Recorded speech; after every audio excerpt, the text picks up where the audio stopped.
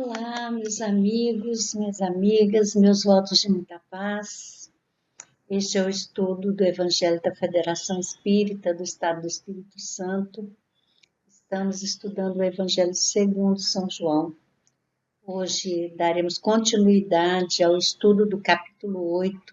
Vamos analisar os versículos de 12 a 20. O texto bíblico está assim escrito. Então Jesus falou-lhes de novo, dizendo: Eu sou a luz do mundo. Quem me segue, de modo algum andará nas trevas, mas terá a luz da vida. Disseram-lhe, pois, os fariseus: Tu dás testemunho de ti mesmo. Teu testemunho não é verdadeiro. Respondeu Jesus e disse-lhes: Embora eu dê testemunho de mim mesmo, meu testemunho é verdadeiro, porque sei de onde vim e para onde vou. Mas vós não sabeis de onde venho nem para onde vou. Vós escolheis segundo a carne, e eu não escolho ninguém. E se escolho, minha escolha é verdadeira, porque não sou só, mas eu e quem me enviou. E a vossa lei foi escrito que o testemunho de 2 homens é a verdade. Eu sou o testemunho de mim mesmo, e o Pai que me enviou testifica a meu respeito. Eles lhe perguntaram: Onde está teu Pai? Respondeu Jesus: Não vedes nem a mim, nem a meu Pai. Se me visses, também verias meu Pai. Proferiu estas palavras na câmara do tesouro no templo, e ninguém o prendeu, porque ainda não chegara a sua hora.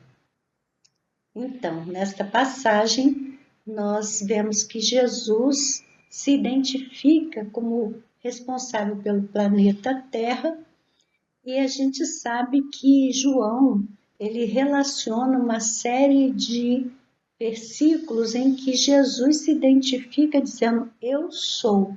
Então, são várias passagens do eu sou. Esta passagem é o segundo, porque primeiro ele disse: Eu sou o pão da vida, o pão vivo, lá no capítulo 6. E aqui ele diz: Eu sou a luz do mundo.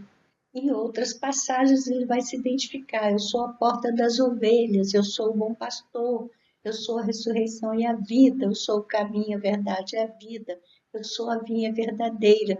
Então Jesus, ele teve esse cuidado de se identificar.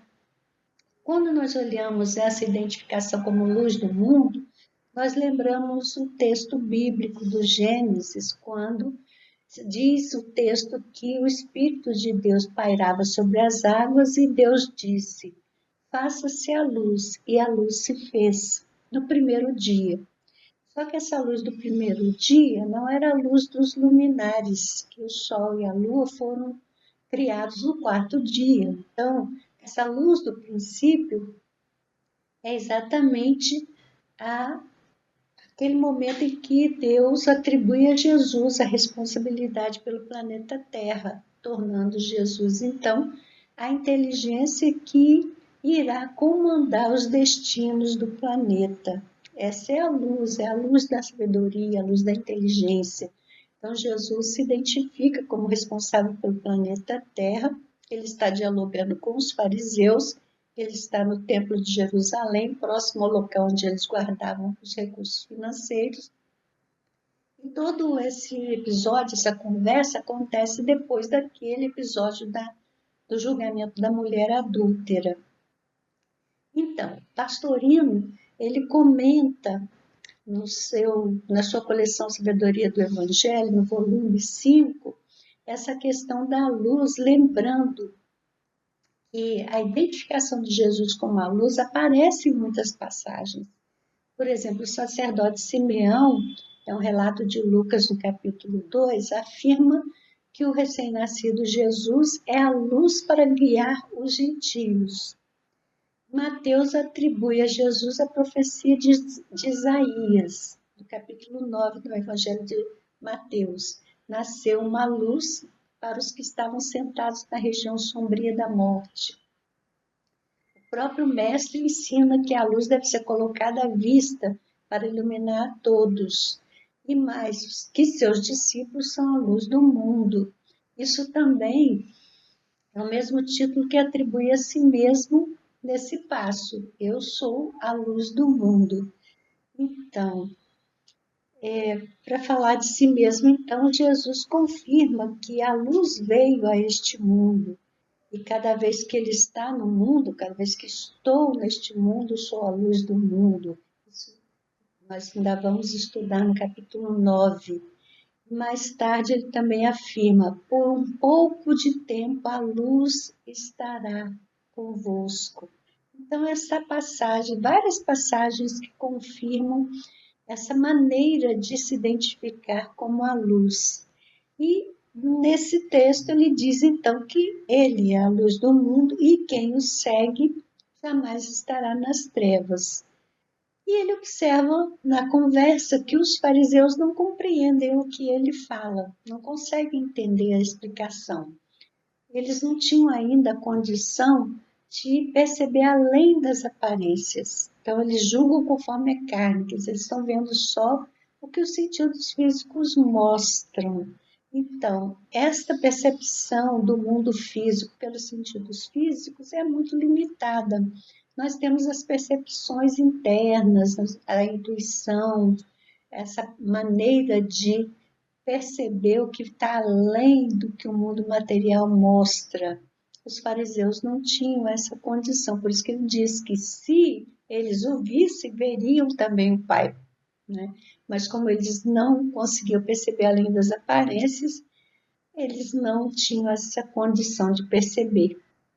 E arremate desse texto é um arremate repentino em que, pelo que se depreende, por não compreender nada, eles se afastaram, mas também não ameaçaram Jesus naquele momento. E o evangelista diz que não era chegada ainda a hora de Jesus ser preso.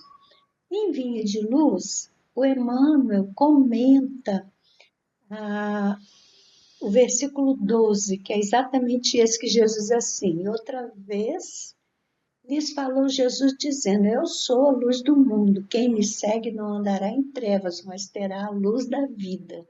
Emmanuel comenta o seguinte, há crentes que se não esquivam as imposições do culto exterior, reclamam genuflexão e o público trovejante de momento a momento, prefere outros o comentário leviano acerca das atividades gerais da fé religiosa, confiando-se a querelas inúteis ou barateando os recursos divinos.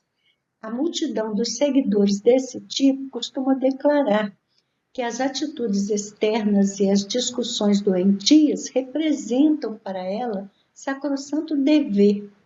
Contudo, tão logo surgem inesperados golpes do sofrimento ou da experiência na estrada vulgar, precipita-se em sombrio desespero, recolhendo-se em abismos sem esperança.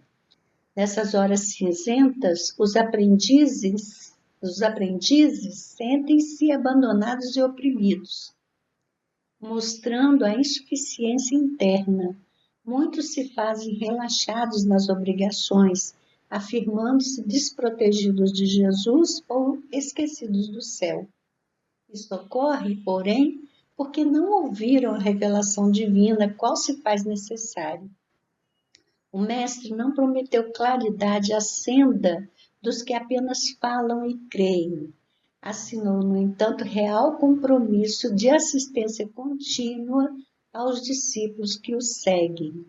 Nesse passo, é importante considerar que Jesus não se reporta a lâmpadas de natureza física, cujas irradiações ferem os olhos orgânicos. Assegurou a doação da luz da vida. Quem efetivamente se dispõe a acompanhá-lo não encontrará tempo a gastar com exames particularizados de nuvens negras e espessas, porque sentirá a claridade eterna dentro de si mesmo.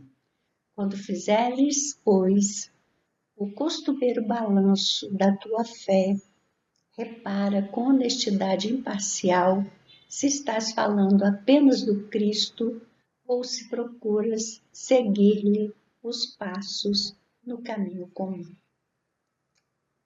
Ficamos aqui nessa reflexão tão importante para todos nós, mas voltaremos numa próxima oportunidade, se Deus quiser. Até lá.